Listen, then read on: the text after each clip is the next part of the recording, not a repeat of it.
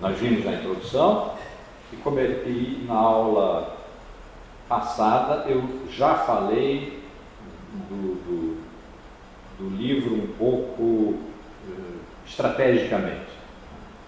E nós iríamos direto para o capítulo 3º, que chama Representar, que é disso que a gente vai tratar, e depois o capítulo 7, o 9º, que é o planejamento desse semestre, que eu não sei se vai ser cumprido, em geral não é. Mas aí me pediram muito, aqui, o pessoal do Zoom e o pessoal da sala, me pediram muito para não pular nas meninas, porque realmente é um texto lindo de Foucault, como sobre Dom Quixote também, e talvez ele seja sacrificado em favor das meninas.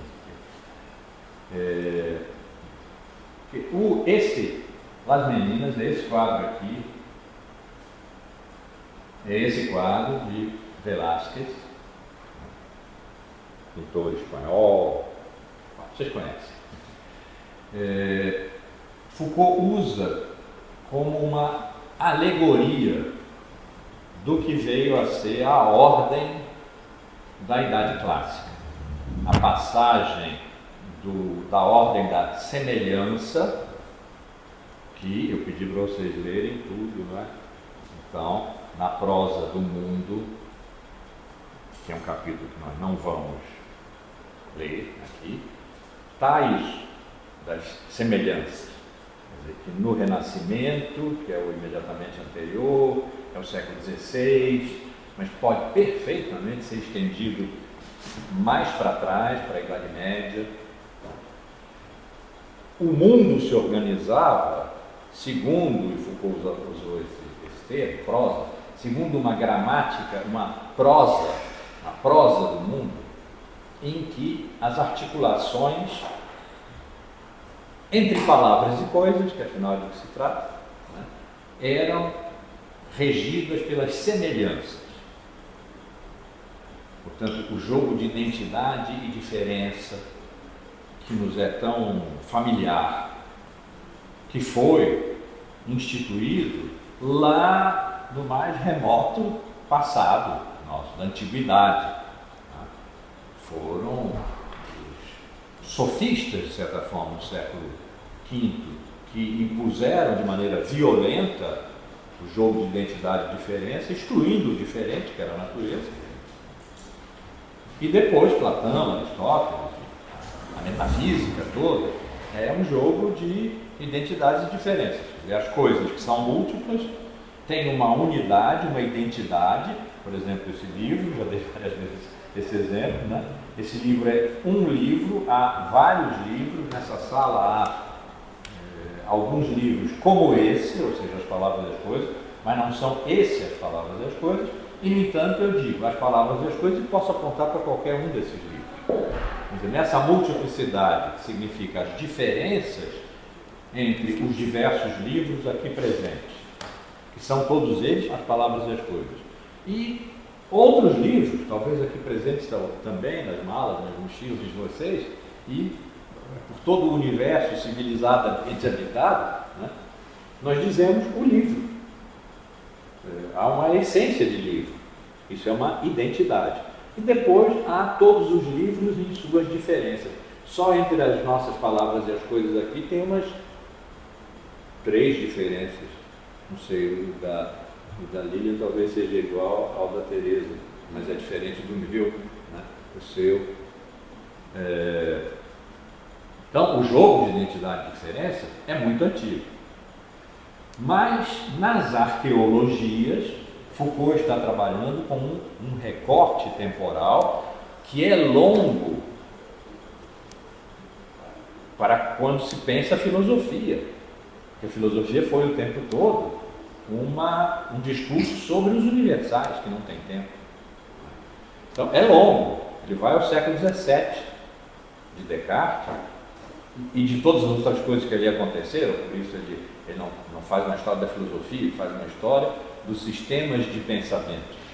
E aí a escrita, a literatura, a música, a magia, tudo isso são sistemas de pensamento, naturalmente defina-se, redefina-se pensamento, né? Mas é o século XVII, aquele que, do ponto de vista filosófico, é regido por Descartes. E o século XIX, o moderno, então, o clássico, XVII, XVIII e o moderno. E o século XX em que ele está escrevendo é muito complicado, porque ele não sabe se o século XX dele, ele morreu em 84, se o século XX de quando ele estava escrevendo As Palavras e as Coisas, que ele publicou em 65, tem 60 anos. Aqui, nas Palavras e as Coisas, ele não sabia se nós, do século XX, ainda estávamos dentro do paradigma, palavra minha, episteme, palavra dele de então, depois ele passou a chamar de arquivo, da época moderna, portanto da história, ou não. Se o homem que apareceu para organizar, para dar ordem à dispersão das coisas, né, e permitir as palavras das coisas, que apareceu no século XIX, inclusive na forma das ciências humanas, tinha ou não acabado. Porque Nietzsche profetizou o fim do homem. O último homem, o homem que deseja morrer, veio depois do super-homem, o além humano, o Übermensch, né? E o homem estaria destinado, segundo os princípios da arqueologia de Foucault, uma época tem suas condições de possibilidade de pensar e dizer. E no século XIX, entre essas condições está a presença central do homem. Na época clássica não estava. Era o sujeito. Mas sujeito e homem não o homem, abstrato, universal, o homem. Não, o homem capaz de ser objeto de ciência, o homem real, vamos dizer assim, o homem empírico, social, cultural, etc., que apareceu no século XIX. A arqueologia da época moderna tem seu limite, nós não sabemos, ou não sabíamos aqui, se esse limite já tinha sido ultrapassado ou não, se nós pertencíamos ainda a essa episteme, a esse paradigma ou não. Portanto, se o homem já estava ultrapassado por um novo paradigma que não o inclui como organizador, como parte da ordem, ou não. Aqui do lugar em que nós nos encontramos, século XXI, o pós-humano, a pós-verdade, os algoritmos, as tecnologias, a perspectiva de que esteja se aproximando o momento da singularidade tecnológica em que as máquinas vão superar os humanos, a inteligência artificial já trabalhando nessa direção, né? É possível talvez dizer que o homem desapareceu. O homem no sentido organizador do século XIX, da história. Então, fazendo suas arqueologias entre o 17 e 18, a época clássica, e o 19, o antes, o paradigma, a episteme, como ele chamou. Vou usar a episteme agora. A episteme imediatamente anterior, ele chamou século XVI. Isso é o Renascimento, 14, 15, 16. E aí o jogo era das semelhanças, não era das identidades e diferenças. Eu só fiz esse largo parênteses, esses largos parênteses, para dizer que o jogo de identidade e diferença é muito mais antigo. E que na terceira fase da sua obra, quando Foucault recuar até Sócrates, isso vai naturalmente aparecer. Aqui não tinha por que aparecer. Então a época anterior, o século XVI,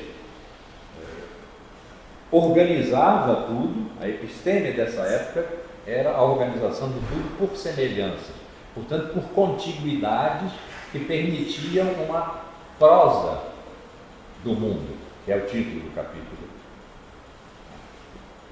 seguinte. que nós não vamos ler aqui, mas que eu sugiro fortemente que vocês leiam. Aliás, que leiam o livro inteiro.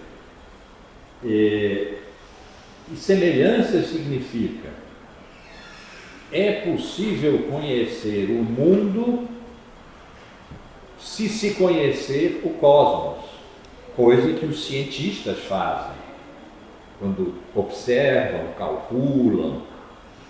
Eles têm uma compreensão do cosmos, desde o século XV, Copérnico, XVI, Galileu. Eles têm uma compreensão do cosmos, e aliás antes também, porque não precisa ser a ciência, né? Antes também se tinha uma compreensão do cosmos como a criação do Criador. Deus criou todas as coisas, portanto criou o universo naqueles 7 dias, 6 dias, né? 7 descansou, em que ele criou também o tempo. Portanto, a compreensão disso permite a compreensão do aqui embaixo, porque há uma relação de semelhança entre o macrocosmo e o microcosmo. Há uma relação de semelhança entre certas formas e funções. Eu dei o exemplo aqui na aula passada, eu acho, do acônito. O acônito é um vegetal, né, que tem a forma, quando aberto, de um olho com as pestanas assim, a meio caminho, né? Então, o acônito é bom para doenças da vista. Algum fundamento científico para isso? O empírico? Né? Talvez até empírico tivesse, mas é um pouco a coisa do placebo, né? Mas era semelhante. E por essa semelhança, então, uma coisa pertencia à outra e podia estar, vamos dizer, continuando a usar a metáfora da prosa, na mesma frase. E havia semelhanças por simpatia, em que algo atrai outro algo, e por antipatia, em que algo repele outro algo, e portanto não podem estar na mesma frase, metaforicamente falando, né? Não podem estar na mesma frase. Existe semelhança por conveniência. Convenire é vir junto.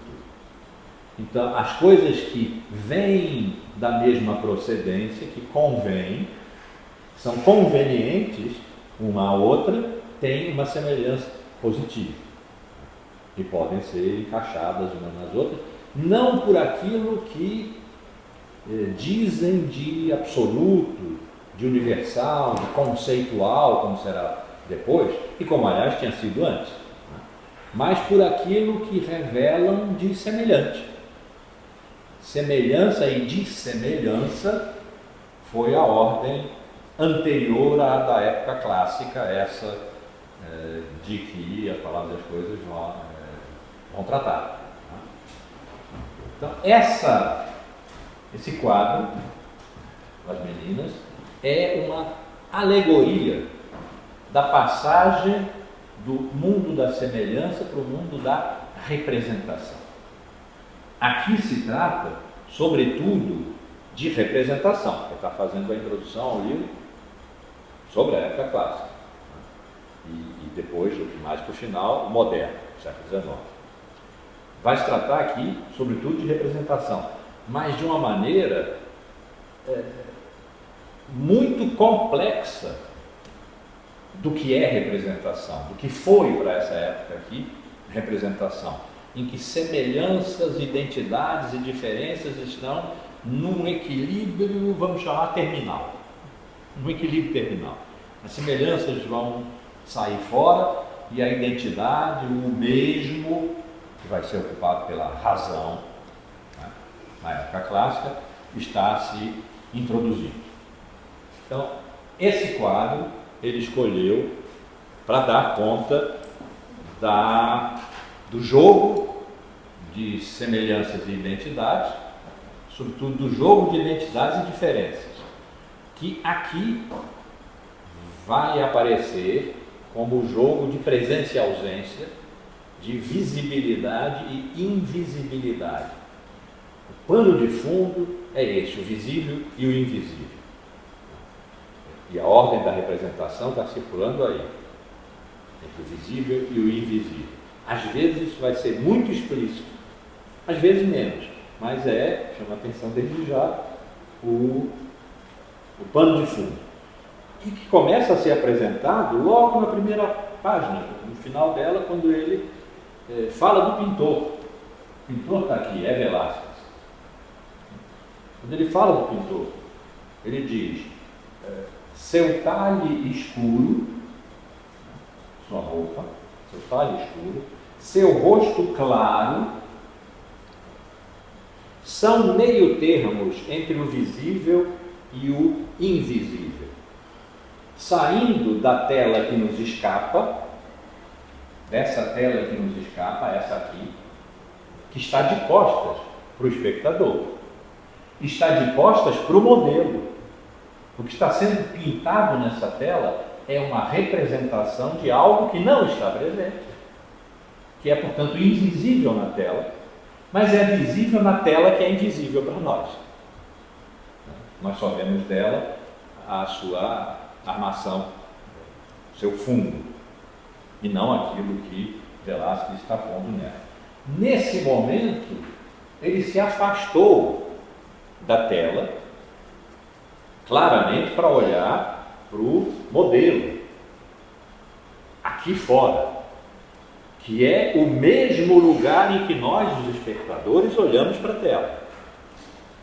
O modelo está olhando para o que está representado na tela. Nós estamos olhando para a tela, que é uma representação.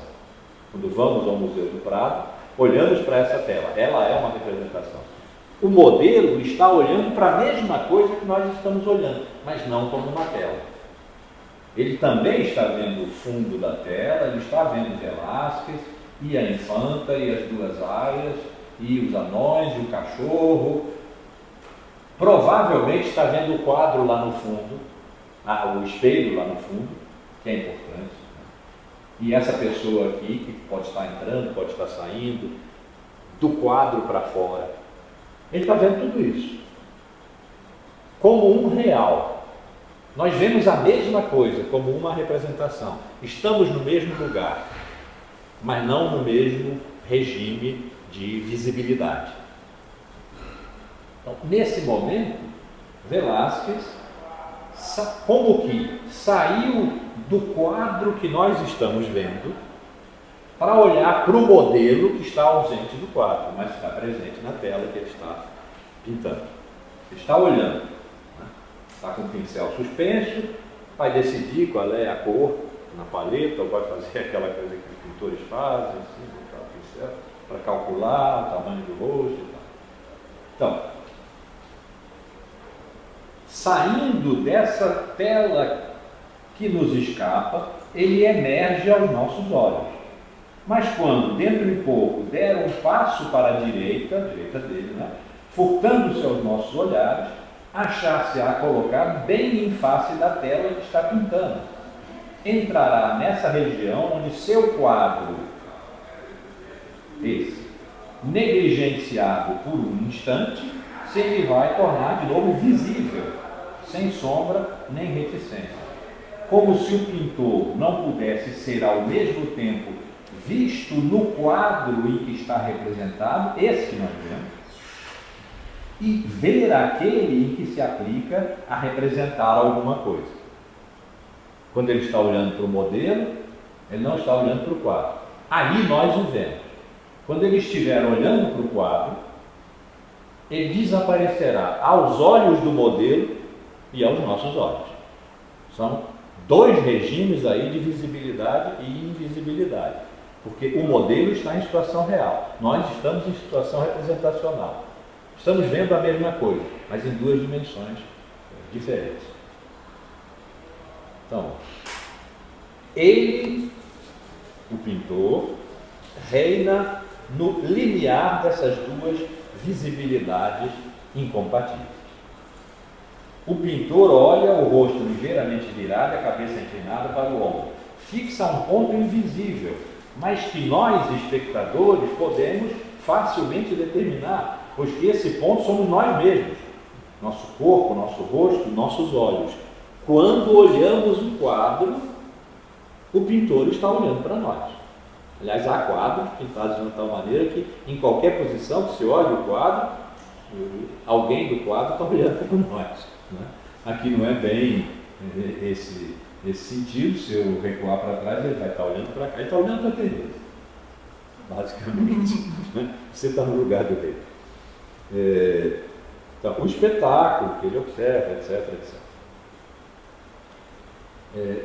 Isso é a extremidade direita do quadro, esquerda nossa. Né? Mas quanto à organização do quadro, é isso. Na extremidade esquerda do quadro,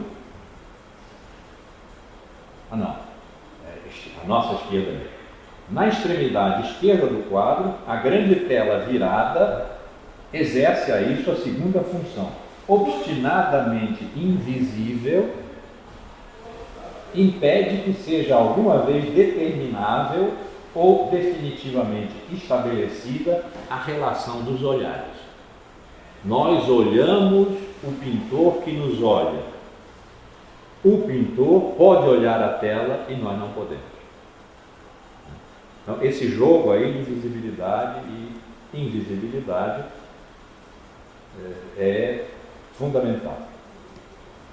Mas a imobilidade atenta de seus olhos, do pintor, remete a uma outra direção, que eles já seguiram frequentes vezes e que breve, sem dúvida alguma, vão retomar. A da tela imóvel sobre a qual se traça, está talvez traçado, desde muito tempo e para sempre, um retrato que jamais se apagará e que nós jamais veremos. E que o modelo que está ali representado só verá quando deixar de ser modelo. Então ele sairá da sua posição fora da tela e entrará, não na tela, porque na tela ele já está, mas virado ao contrário. Entrará na realidade representada e verá a sua representação. Então tudo aqui é um jogo de muita complexidade, em que representação não é o que é para nós. Né? O que é para nós uma representação? Como é que nós definimos? Por exemplo, uma procuração. Eu dou uma procuração para a Ana, faço isso frequentemente, né? No abstrato. Ela faz as coisas por mim. Por mim significa que ela está fazendo como se fosse eu. Mas eu fico aqui e ela vai. Ela tem a minha autorização, que é a procuração, para me representar. Então, o representado fica, o representante vai, e a representação se faz pelo ato do representante. Da mesma forma que quando nós, só que aí nós já estamos mais duvidosos a esse respeito, se é que alguém ainda tem muitas dúvidas, quando nós votamos em alguém. Votamos em alguém para, ficando eu aqui no Flamengo, onde eu voto, essa pessoa vá a Brasília fazer o que ele me disse que ia fazer. Motivo pelo qual votei nele como meu representante, porque eu quero que ele faça aquilo. Eu concordo com aquilo. Então, eu lhe dou um mandato, ele é meu mandatário, meu procurador, eu lhe dou um mandato para que ele vá fazer lá alguma coisa em meu nome. Porque fui eu que o botei lá. Se não tiver o número suficiente de votos, ele não vai.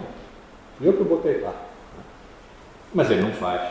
Então essa é a crise da representação, um bom exemplo para hoje, chamada, há algum tempo já chamado, desde o final do século XX, crise da representação é essa, crise da representação política, que ameaça a democracia, essas coisas todas. Então a nossa visão de representação é essa, é direta. Alguém autoriza alguém a estar em seu lugar. E essa autorização gera a prática de atos cuja responsabilidade é partilhada entre quem deu a autorização e quem a exerceu, porque o procurador pode ser um mau procurador, um procurador infiel, como se chama, e ter praticado mal os atos, o que afeta o mandatário, aquele que o enviou. Mas a relação é essa. é linear, ou é vertical, ou assim, né? Bom, é linear. Aqui não. Você vê que ela gira. E Foucault vai mesmo falar em volutas que circundam o quadro. Começam aqui, que passam pelo quadro, pelo espelho, por essa pessoa aqui, e vem parar aqui nos pés da infanta. Volutas, tem duas, porque uma também é feita aqui, por essa luz que circunda, vem até aqui. Outra é feita entre a aia e a infanta, porque chama a posição da aia olhando para a infanta, chama a atenção para o fato de que a infanta está olhando para frente, está olhando para o mesmo lugar para o qual Velázquez está olhando. Ou está olhando melhor do que Velázquez, porque Velázquez inclinado tem uma posição ligeiramente diferente no foco do seu olhar, enquanto a infanta está olhando um pouco espantadamente para aquilo que está ali e aqui, porque ela é capaz de ver o que está na tela de Velázquez. A tela de Velázquez é essa. Na tela que o pintor representado, isso é um autorretrato de Velázquez, né, está pintando. Ela pode ver aqui e fora. Isso é, de certa forma, espantoso. Ela é, Foucault diz, o motivo da tela, não é o objeto está fora. Mas dessa tela aqui, essa que nós vemos, ela é o motivo, no sentido de que ela está no centro da tela. Se passar uma linha no centro da tela, ela vai passar entre os olhos da infanta. E ela ocupa o terço inferior da tela. A tela, isso é clássico, é dividida em 3 níveis, que determinam a maior proximidade e a maior distância. A pintura renascentista inventou a profundidade, né, a terceira dimensão, e ela é dada pelo alto. A distância se determina por ocupar uma posição na tela que é alta. A posição baixa é de primeiro, é de close. Então ela está na posição central em todos os sentidos. Então ele vai falar de volutas que organizam esse quadro. O que é uma boa maneira de compreender eu ia dizer tortuosidade, mas não é tortuoso, é linear, às vezes reto e às vezes curvo, o modo de formulação, aí sim, formulação múltipla do que é representação. Essa tela nos deixa ver bem isso.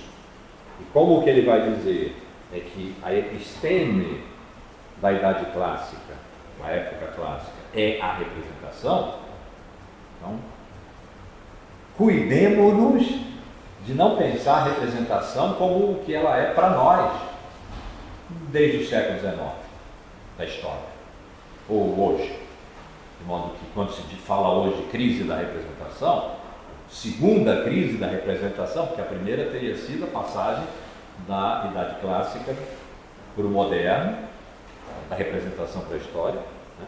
E hoje, de uma maneira até mais fraca, porque não se trata de uma diferença de episteme, nós vivemos uma crise da representação nesse sentido, que eu acabei de mencionar aqui como sendo a nossa compreensão de representação. Então, pelo amor de Deus, não pensemos em representação, quando ele está falando da Idade Clássica, como aquilo que nós entendemos por representação. Isso vai nos dar algum trabalho, porque às vezes não será óbvio. Então, foi bom realmente vocês terem me pedido, o pessoal do Zoom, o pessoal daqui, vocês terem me pedido para apresentar as meninas, né? Porque vai nos ensinar que a representação não é o que parece. Professor? Bem perto. Eu olhando para o quadro, a sensação é que tem mais 2 fatores importantes aí, que é a questão do tempo e a questão da luz. A questão do tempo é, o pintor está vendo uma construção e nós estamos vendo a construção pronta. São dois tempos diferentes. Só interromper aqui antes de você falar da luz, por causa do pessoal, o pessoal lá do YouTube está ouvindo você, mas o pessoal do Zoom não. Então, a pergunta da Tereza é a consideração que ela está fazendo. Ela vê aqui ainda mais duas dimensões importantes. Uma é a questão do tempo e uma é a questão da luz. Questão do tempo. Velázquez, esse aqui, está olhando para uma construção. Nós estamos olhando para a construção realizada, portanto, para a construção de uma construção. Isso corresponde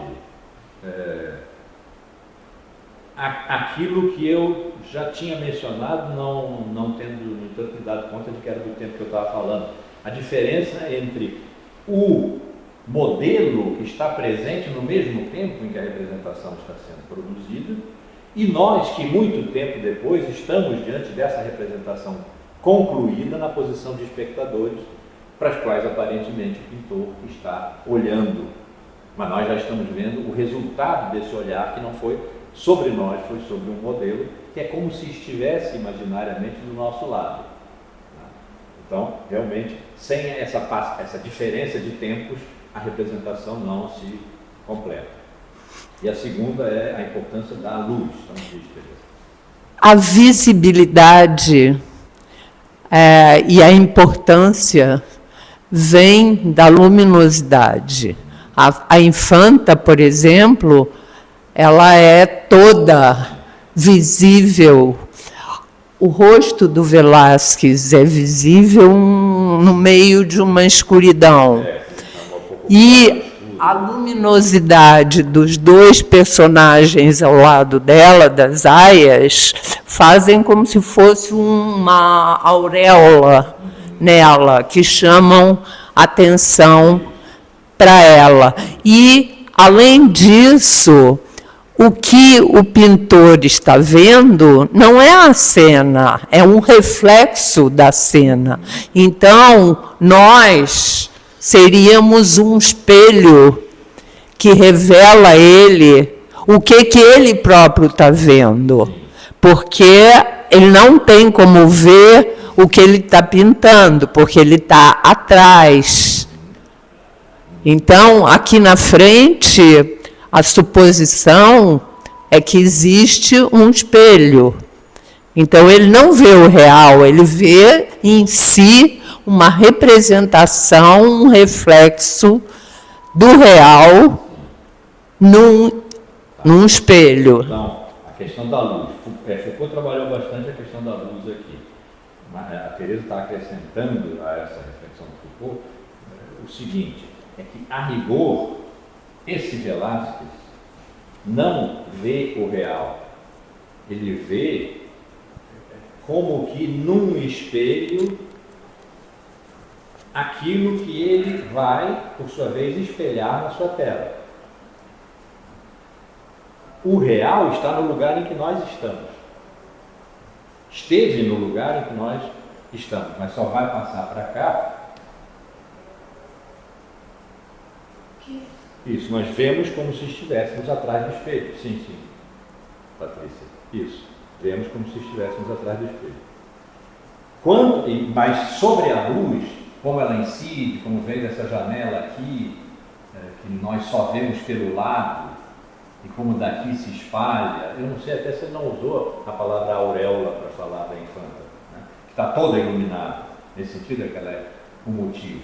Essa luz que vem do fundo aqui, dessa pessoa que está entrando ou saindo, e a luz que brilha aqui entre todos os quadros que estão nessa parede, que estão, portanto, atrás do que as pessoas que estão aqui podem ver, elas não estão olhando para trás.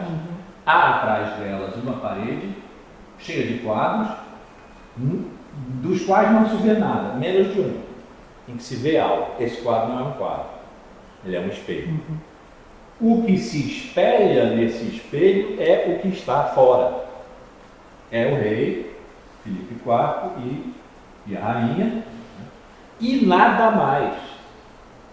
Esse espelho deveria, a rigor, representar tudo o que está à frente dele. Portanto, as costas de todas essas pessoas aqui e aquilo que está no quadro que nós não vemos.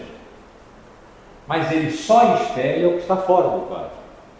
Desse quadro e desse quadro. Na verdade, desse quadro aqui, o modelo não está fora porque está presente no espelho. Só está presente no espelho. Fabiana, também tem uma luz que vem de quem vê, os outros pontos de luz, o que não vemos? Sim, sim. Nós iluminamos a tela e os nossos olhos servem para isso. Enfim, há um grande jogo de luzes aqui, e esse jogo é também produtor de visibilidade e invisibilidade. Tudo que está na frente da tela é invisível ao espelho, mas o que está fora da tela é visível. Mas não é visível a ninguém que se encontre, sim, como se houvesse um janelão. Há um janelão aqui, por ele a luz está entrando, mas esse janelão não aparece, só aparece o lado da sua moldura. Então, quem está presente aqui está olhando para um real fora que está espelhado na tela, mas não está vendo este real na tela, que no entanto está vendo o real lá fora, mas não está vendo tudo mais que está na tela e que estava realmente ali presente. Isso é uma sala no Escorial, né, no Palácio, ou é o ateliê de Velázquez. Há uma série de coisas aqui que o quadro não vê, mas o quadro vê o que não está no quadro. O espelho. O espelho vê o que não está na realidade que aqui está sendo representada como um quadro, que nós vemos de um outro lugar no tempo.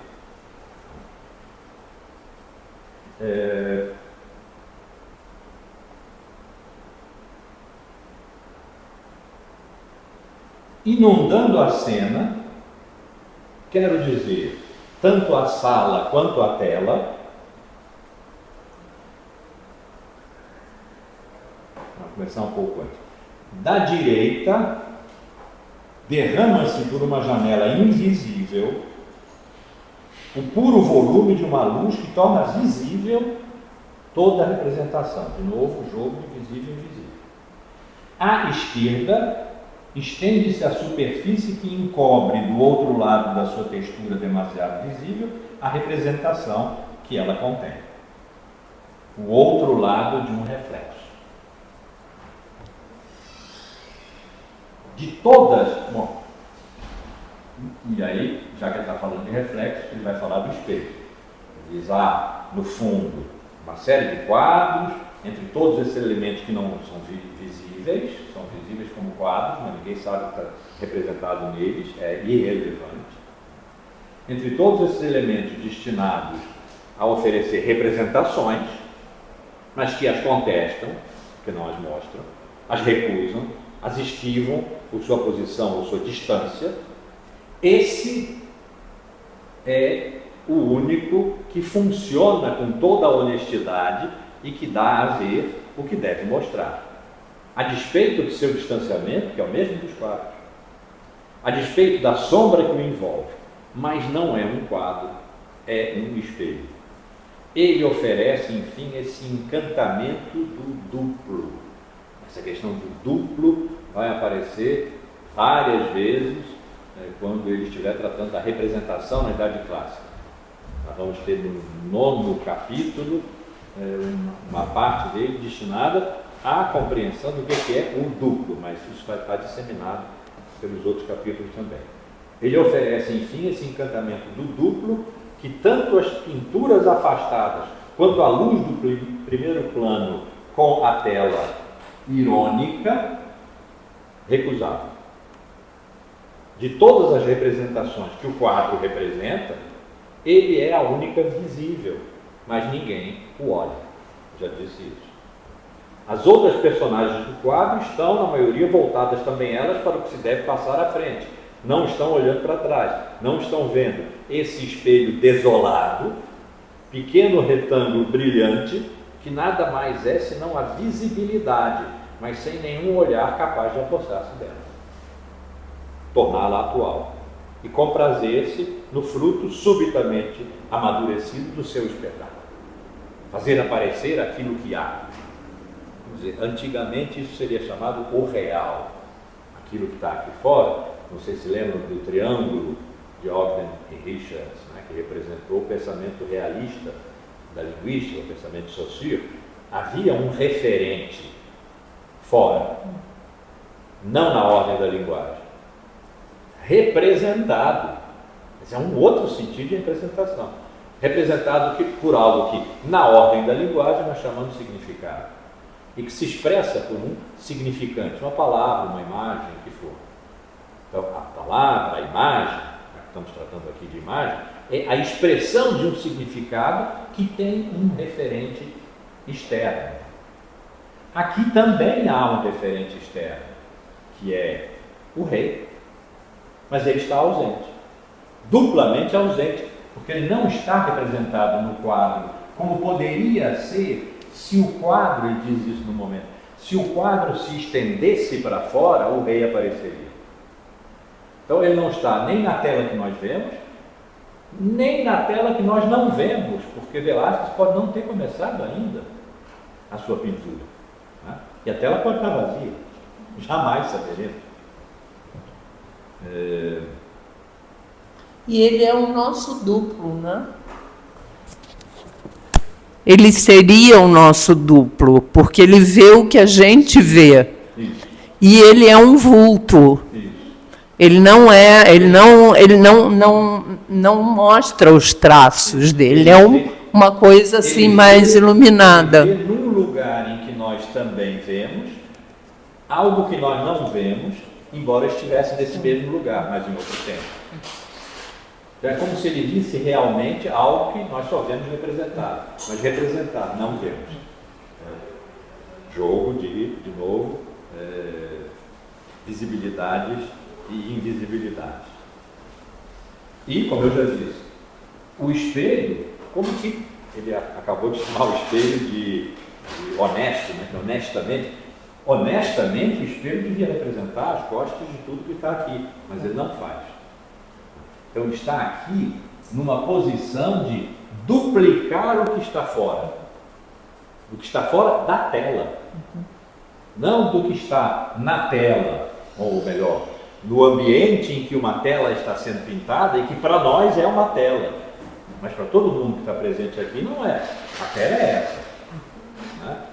Ele não espelha a tela, ele não espelha quem está aqui em volta, ele espelha quem está fora.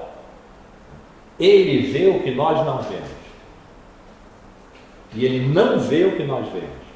Ele não representa, como um espelho honesto divino, ele não representa nada do que nós estamos vendo aqui. Isso ele não vê. Ele poderia ser o duplo perfeito, se ele representasse tudo. Mas ele está representando o invisível. Então, ele é um duplo propriamente época clássica. Jogo de visível e invisível. Não é o duplo perfeito, que seria a representação de todo o presente, de tudo que está presente. Que é como se trabalhou com o real, desde Aristóteles, pelo menos. Há um real. E ele precede a sua interpretação. Está lá sobre a interpretação de Aristóteles. São as palavras e as coisas da antiguidade, é o de interpretação, né, o Pereira do Aristóteles. Ele diz, a coisa precede, e em seguida vem a interpretação. E se essa interpretação for feita segundo o modo capaz de tornar a coisa visível, que é o modo da lógica, nós temos o direito de supor que há aí uma verdade, quer dizer, uma adequação. Então, o real sempre foi tratado, sempre esteve presente, chamou ser, chamou tudo, o mundo, a natureza. Teve diversos nomes. Agora o real está ausente.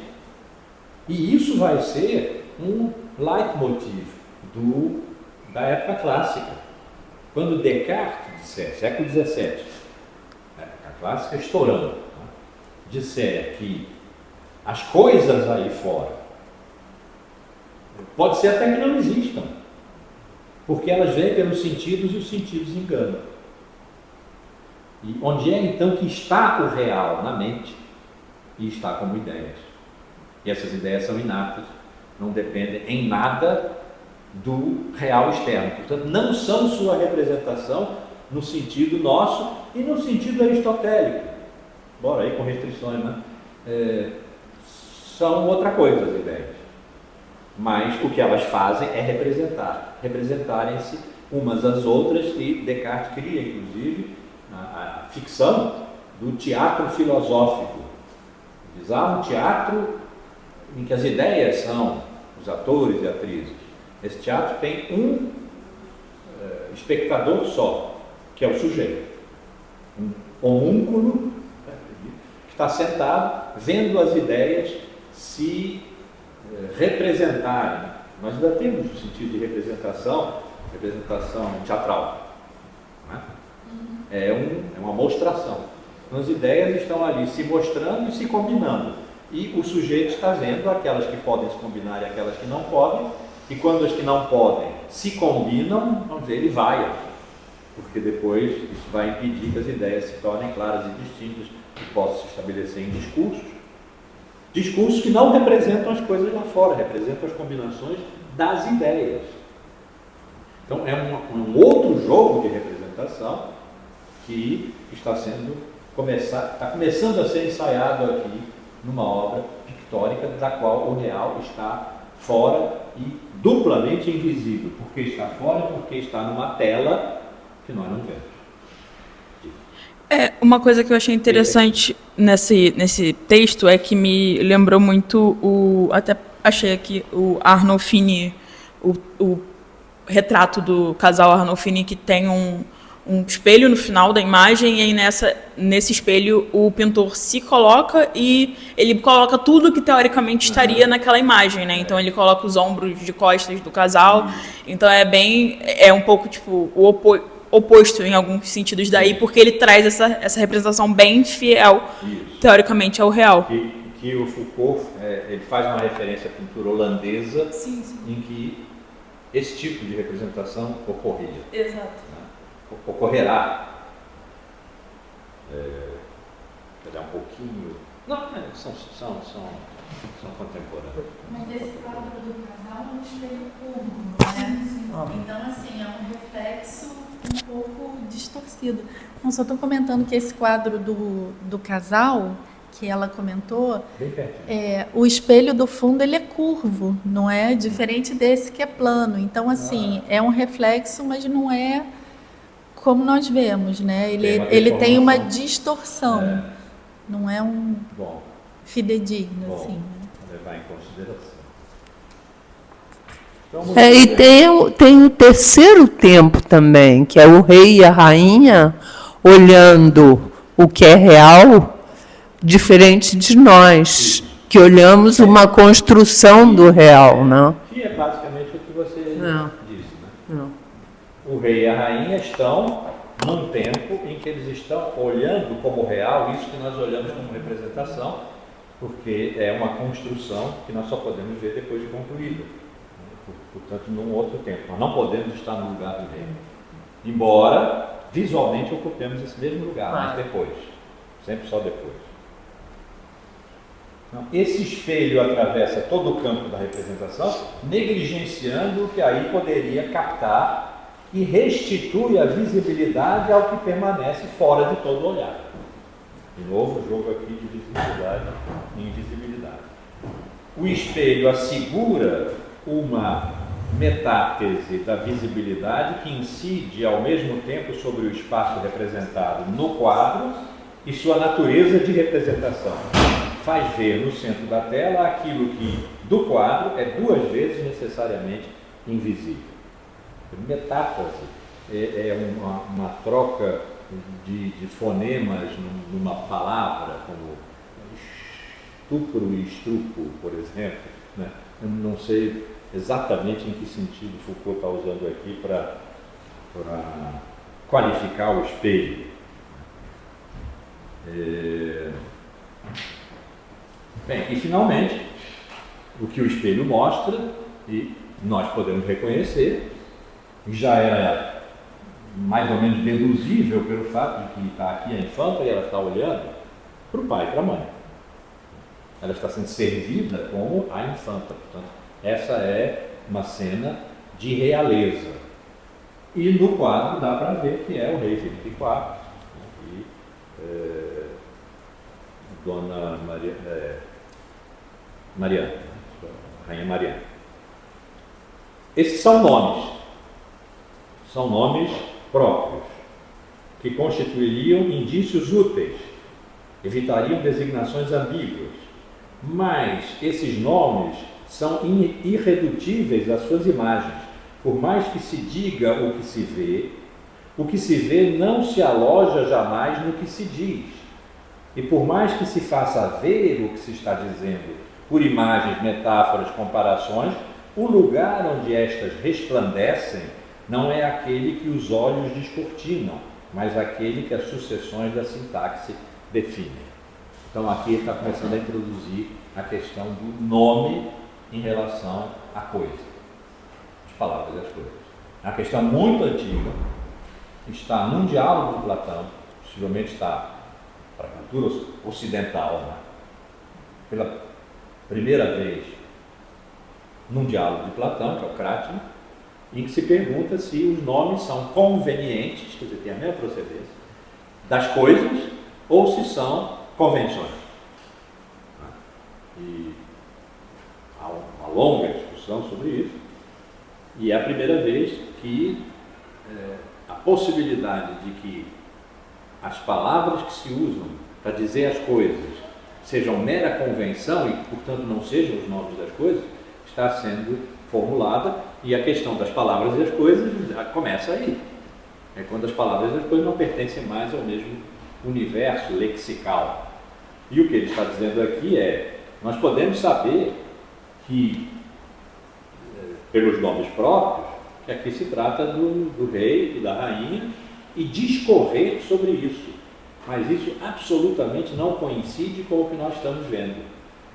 A imagem de uma coisa não é igual à descrição lexical dessa coisa nas palavras.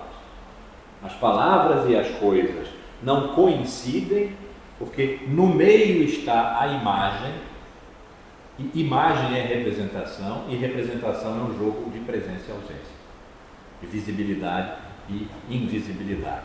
Então, aqui um jogo de identidades e diferenças entre palavras e coisas está começando a se mover.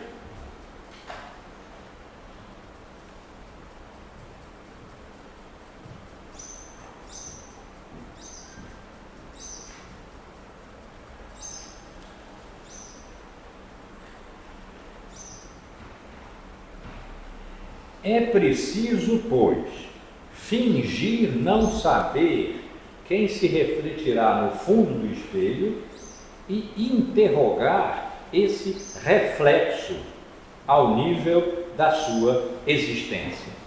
Quer dizer, aqui há um reflexo que é uma representação que ele chamou um duplo, né? Eu já disse, a questão vai aparecer várias vezes. Nós deveríamos fingir não saber o que é que vai se refletir no fundo do espelho, portanto, aquilo tudo a que serve esta cena real e que nós só vemos depois, a pré-cu, como uma tela, portanto, como uma construção, e interrogar o reflexo como existência. Quer dizer, aqui há imagem, pensar essa imagem como um duplo perfeito do que está fora, remete para esse fora como organizador. E isso seria uma visão nossa, ou aristotélica até, do que é representação. Palavra que Aristóteles não usou, mas quando ele diz a coisa precede e o resto é interpretação, ele está dizendo o que organiza é o real. E o que Foucault está dizendo aqui é: vamos esquecer que o que está aqui no espelho é o que é a representação do que está fora, é o duplo do que está fora. Nós não sabemos, porque em nenhum lugar aqui aparece o que está fora. Então, aqui nós temos uma imagem, e isso é tudo que nós temos. Nós temos então, e isso é a época clássica, nós temos então que perguntar ao reflexo no nível da sua própria existência como reflexo, não como representação perfeita, né? Como ele disse há pouco, poderia ser o duplo perfeito, não é o duplo perfeito, é uma imagem. Vamos perguntar então a imagem. Essa é uma das dimensões do problema da representação clássica. É que não se pergunta a imagem pelas coisas, pergunta-se a imagem pela sua existência, como imagem. Mas não é propriamente como imagem, no sentido de diga-me o que você está refletindo, porque aí seria de novo o real, o organizador. Mas diga-me o que você é como imagem, quer dizer, como uma representação em si, não a representação clássica.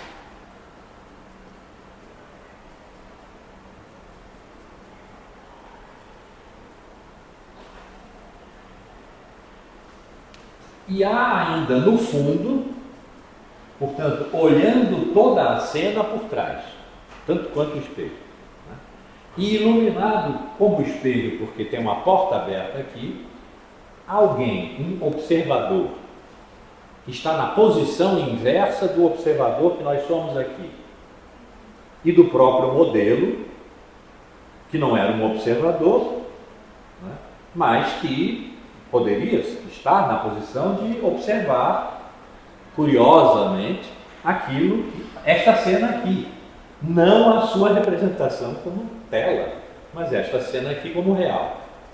Mas existe aqui fora alguém que está iluminado, tanto que pode ser visto, ele está invisível, mas ele não é obscuro, ele está iluminado, pode ser visto pelo pintor, que em parte é escuro, em parte é claro, está na tela, né?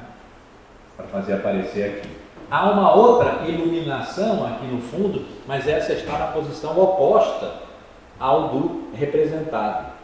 E embora representado na tela, não está em posição de ser representado pelo pintor. E não está, diferentemente do espelho, representando o que está fora da tela. Ele é curioso, ele está olhando uma cena.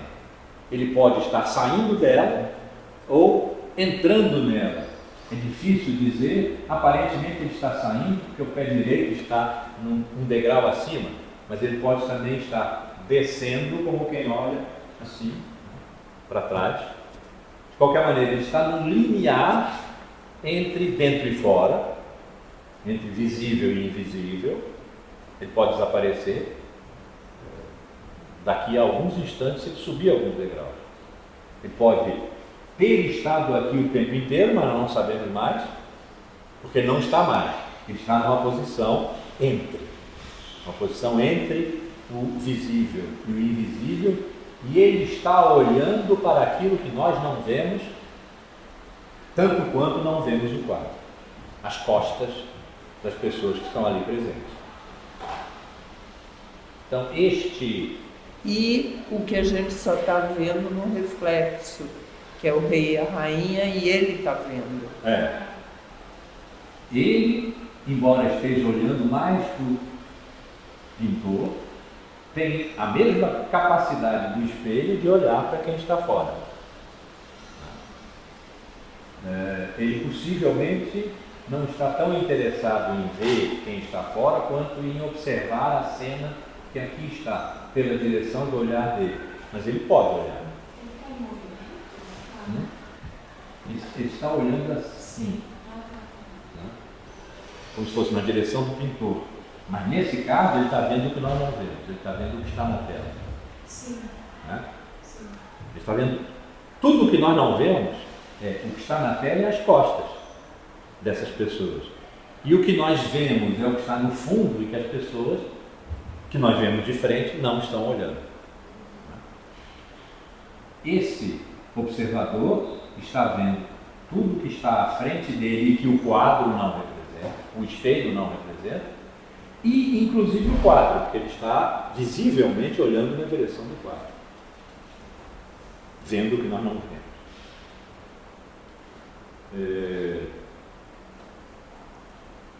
Então, mas entre o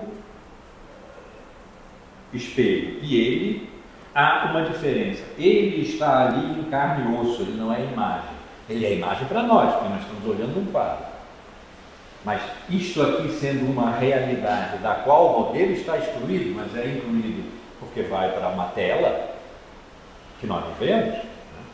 Pensando-se assim, este observador está tão presente quanto todos os outros aqui, observados por ele de costas e por nós de frente. Né? Ele está presente em carne e osso, não se sabe de onde ele vem, pode-se supor que tenha vindo pelos corredores e tal. Bom. Há, no entanto, uma diferença, ele está ali em carne e osso, surgiu de fora, no limiar da área representada. Ele é indubitável, não um reflexo provável, mas uma irrupção. Uma irrupção que para nós só aparece na tela. E nós só temos a tela como realidade. Essa realidade aqui, que como a Teresa sublinhou, é uma realidade passada. Nessa realidade aqui ele está presente, mas nós só o vemos na tela. Então esse limiar de visibilidade e invisibilidade é também o limiar entre a realidade e a representação, da qual nós só vemos a representação. Ele está para nós aí representado. No mundo real, vamos dizer assim, que é passado, ele estava presente. E ele está observando. Ele irrompe na cena, supondo que ele está descendo. Né? Ele irrompe na cena. Depois ele faz extensas análises. Esse livro, escrito em 63, 64, publicado em 65, pertence ao momento de auge do estruturalismo. Foucault foi, na sua origem, um estruturalista. Isso tudo. Ele namorou o marxismo e tal, mas ele rompeu por causa da visão estrutural, e quando ele procura os invariantes, aqui ele vai chamar, é a palavra que eu adoro, sintagma que eu adoro, a priori históricos. A priori, o a priori é um invariante, é estrutural. O que ele chama de episteme é estruturante para uma época.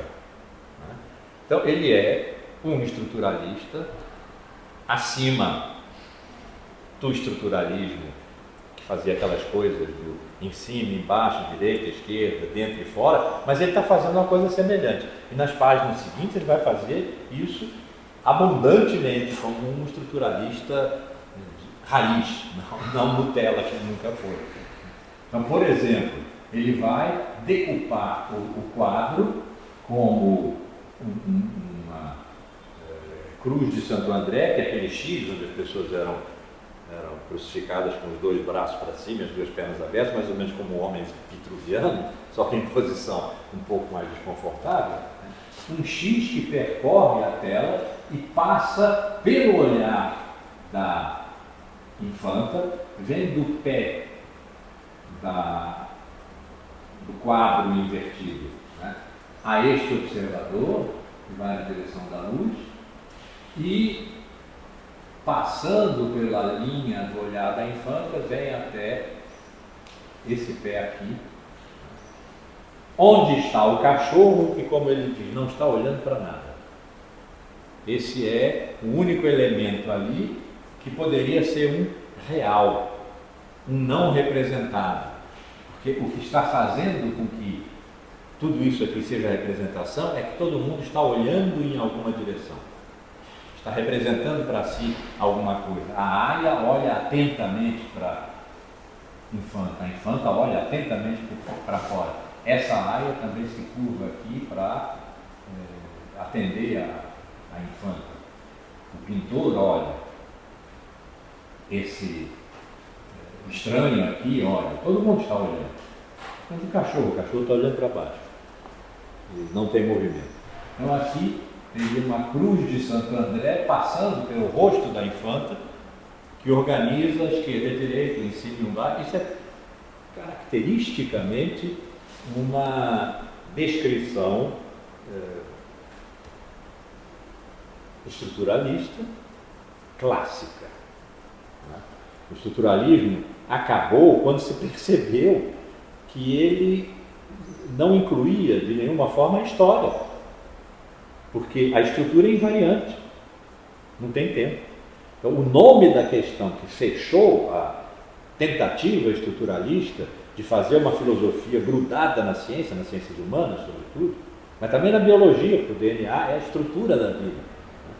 Tem uma visão estruturalista ali na descoberta do DNA, que foi estruturalismo, se chamou estrutura e história. Estrutura e história. Esse era o nome da questão que acabou com o estruturalismo. Evidentemente, Foucault, como historiador, está fazendo aqui arqueologia, fará daqui a pouco genealogias,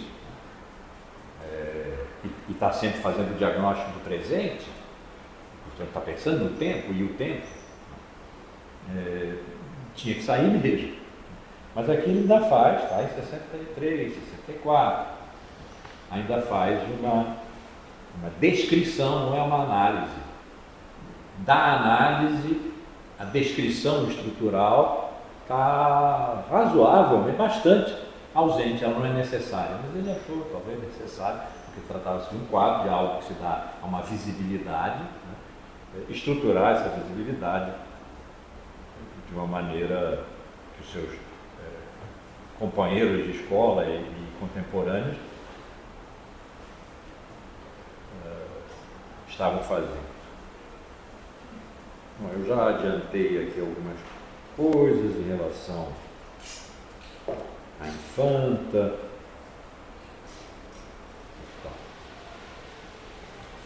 De todas as personagens representadas, elas são também as mais desprezadas, os soberanos.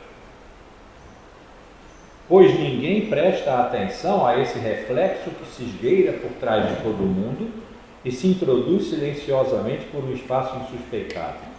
Na medida em que são visíveis, são a forma mais frágil e mais distante de toda a realidade. Inversamente, na medida em que, residindo no exterior do quadro, se retiram para uma invisibilidade essencial, ordenam em torno delas toda a representação. Essa é a representação clássica. O real exterior não é o que organiza a representação, é a sua invisibilidade mais, plutôt se diria em francês, talvez mais a sua invisibilidade, que é a organizadora. Nós vimos no prefácio, na introdução, a importância da ordem. É a ordem que dá sentido a uma episteme. Então, há uma ordem aqui que é a do invisível.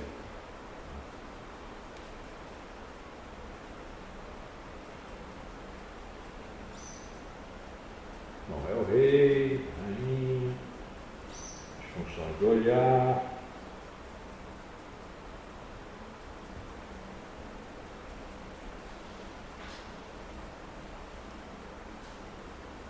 Que todo o resto poderia aparecer no fundo do espelho, mas não aparece.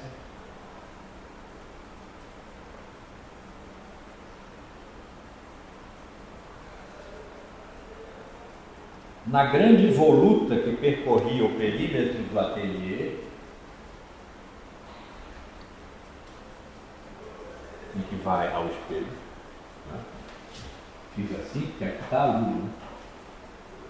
E a luz que passando por aqui, primeiro passou pela infanta, passou pelo rosto do pintor em claro escuro e chega ao espelho. Então, na grande voluta que percorria o perímetro do ateliê, desde o olhar do pintor, ele está fazendo ao contrário, sua paleta, a mão suspensa, até os quadros terminados, a representação nascia, completava-se, para se desfazer novamente na luz. O ciclo era perfeito.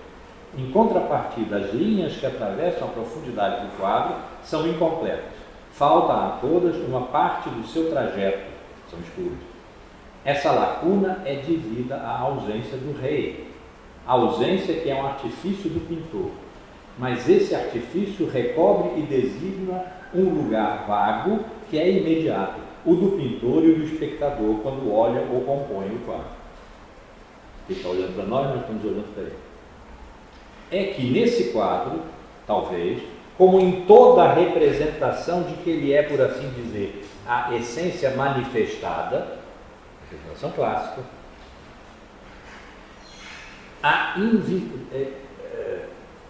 manifestada, a invisibilidade profunda do que se vê é solidária com a invisibilidade daquele que vê. A visibilidade profunda do que se vê está no espelho, e a invisibilidade, e ela é solidária com a invisibilidade daquele que vê, que é o rei fora do quadro, que vê a cena, mas o espelho não reproduz a cena que ele vê. Então a cena é invisível no espelho, e o quadro é invisível para o rei. E,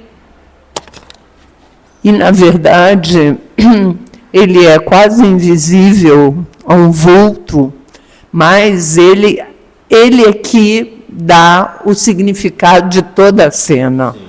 A infanta é a infanta, não por ela, mas por ser filha do casal que não aparece. Então, eles são... Na luz é o visível. Ela é que diz que há alguma coisa invisível, que no entanto é visível lá atrás, mas ninguém olha, e que lá atrás só representa esse invisível, e nada de visível na cena. E que é o ordenador de toda a cena, né? Que é o invisível. Né? Então, talvez haja nesse quadro de Velázquez como que a representação da representação clássica e a definição do espaço que ela abre.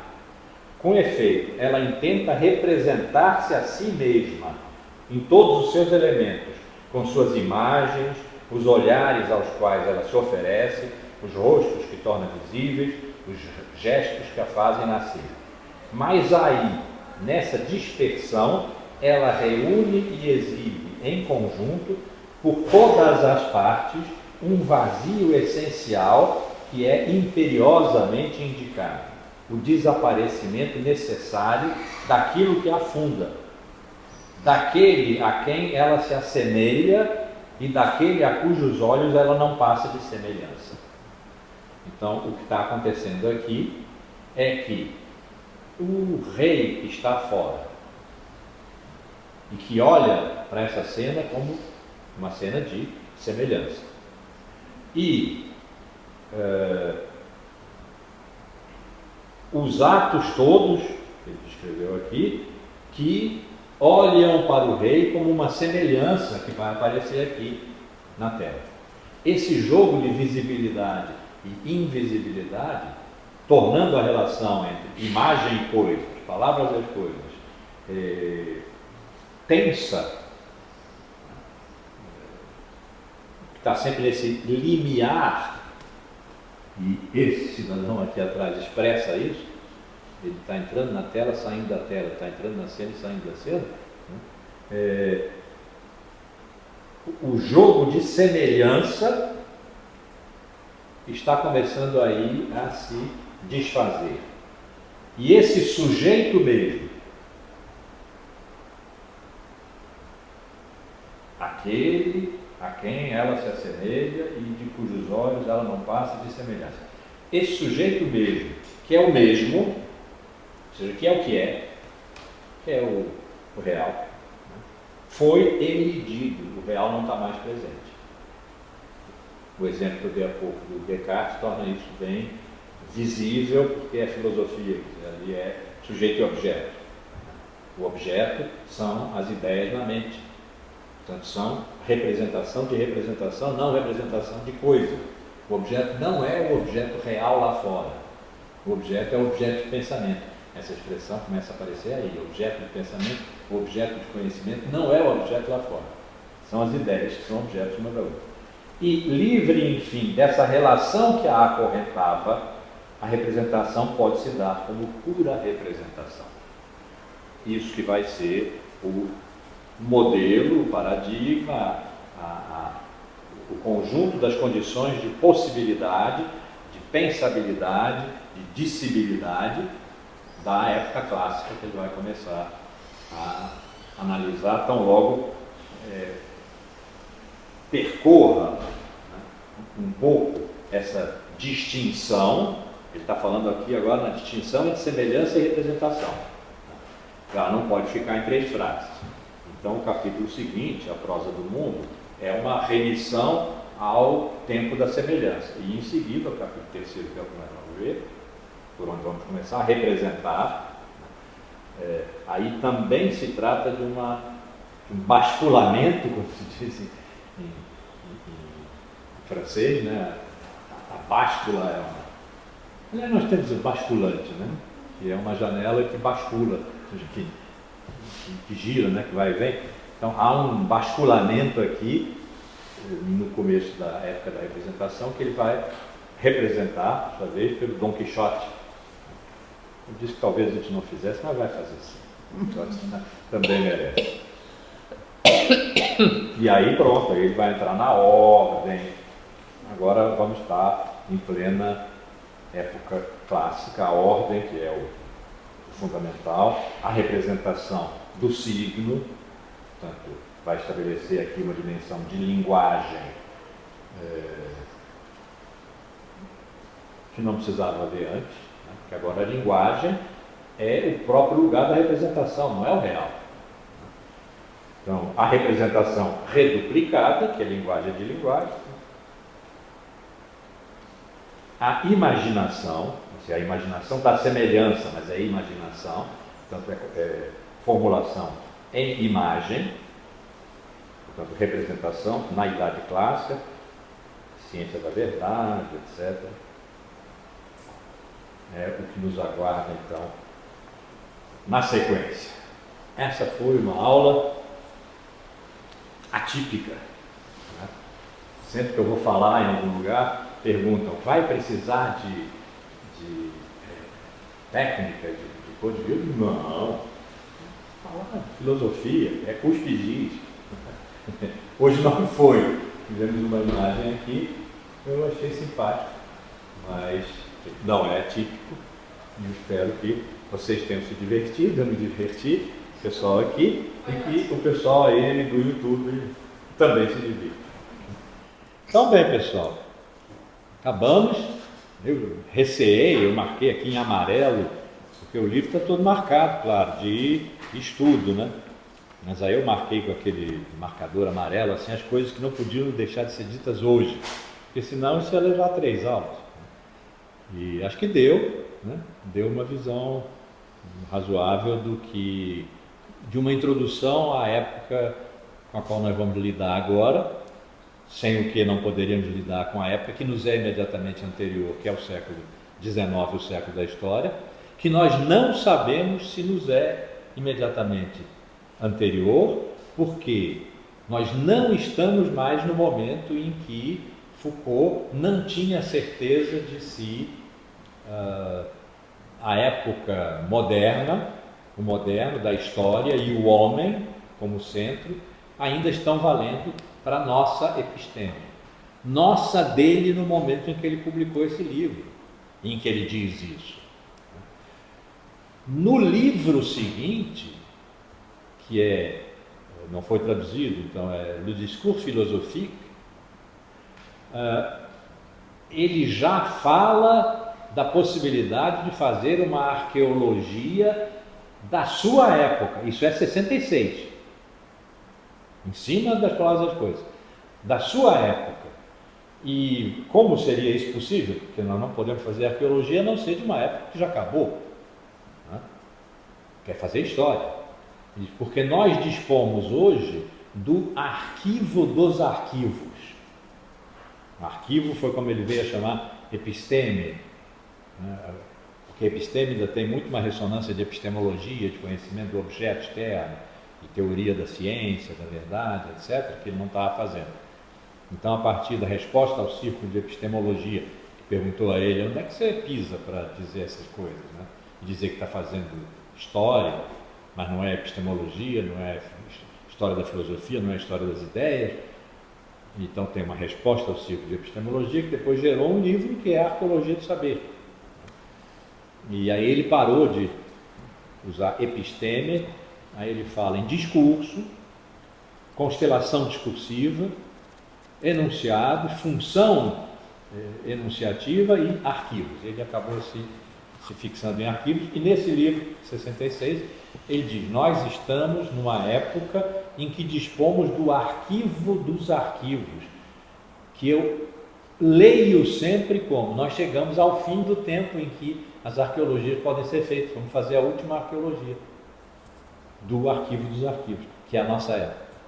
Isso ele escreveu em 66, imediatamente depois de ter dito, eu não sei se nós ainda estamos na época moderna ou não, mas o que eu não faço é uma arqueologia do nosso tempo. Aí ele fala de ontologia do presente, de relação sagital com o presente, quer dizer, em flecha para o futuro, do intelectual específico, que é aquele que intervém. Quando ele diz no Nietzsche, a genealogia, a história, ele diz a genealogia não é feita para explicar, isso é a coisa do intelectual genérico, são os universais, a genealogia é feita para cortar, trancher, para decidir, e aí são forças de presença. Ele já está transitando aí para uma época diferente do moderno, mas não explicitou. Mas nesse livro de 66 ele explicita, mas ele não publicou. O livro está escrito como anotações para um livro, mas anotações muito extensas que permitiram então publicar como um livro, edição crítica comentada, né, pelo Bernard Harcourt e o Herrera, mas me esqueci, Horácio Herrera, que vale mencionar aqui porque é um trabalho fabuloso. Não, desculpa, os dois fizeram a compilação de todos os escritos de Foucault sobre Nietzsche. Foucault foi um nietzschiano que nunca escreveu sobre Nietzsche um livro.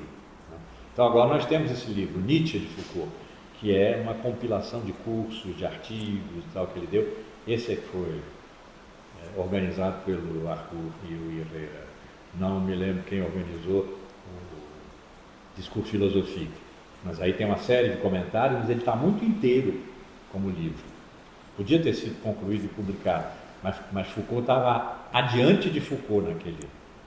É como se fosse um diário íntimo, um dia eu vou desenvolver isso aqui. E nós só conhecemos agora. Acabou de ser publicado.